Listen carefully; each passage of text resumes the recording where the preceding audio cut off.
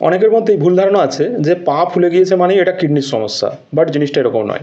পা ফোলার অনেক কারণ থাকতে পারে, তার মধ্যে বিশেষ কিছু কারণ আছে। 1 নাম্বার, আপনার যদি কোনো মেডিকেশন চালু থাকে, অর্থাৎ আপনি যদি কোনো স্টেরয়েড গ্রুপের ওষুধ বা পেন কিলার জাতীয় ওষুধ খেয়ে থাকেন, তার সাইড এফেক্ট হিসেবে আপনার পা ফুলতে পারে। 2 নাম্বার, হাইপোথাইরয়েডিজম, আপনার যদি থাইরয়েড হরমোন কম তৈরি হয়।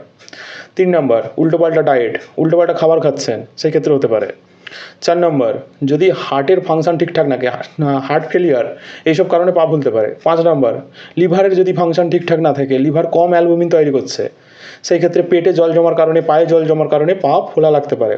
6 নম্বর, গ্র্যাভিটির কারণে, অনেকক্ষণ আপনি বসে আছেন বা দাঁড়িয়ে আছেন, সেই ক্ষেত্রে গ্র্যাভিটির কারণে পায়ে রক্ত নেমে গেলে পা ফোলা ফোলা লাগতে পারে।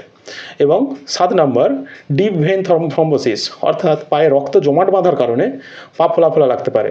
এইসব কারণগুলোর জন্য পা ফোলা লাগতে পারে। শুধু শুধু কিডনিকে দোষ দিয়ে লাভ নেই। কিডনির জন্যই যে পা ফোলা লাগবে এমন কোনো কারণ নেই। ভালো থাকবেন, সুস্থ থাকবেন।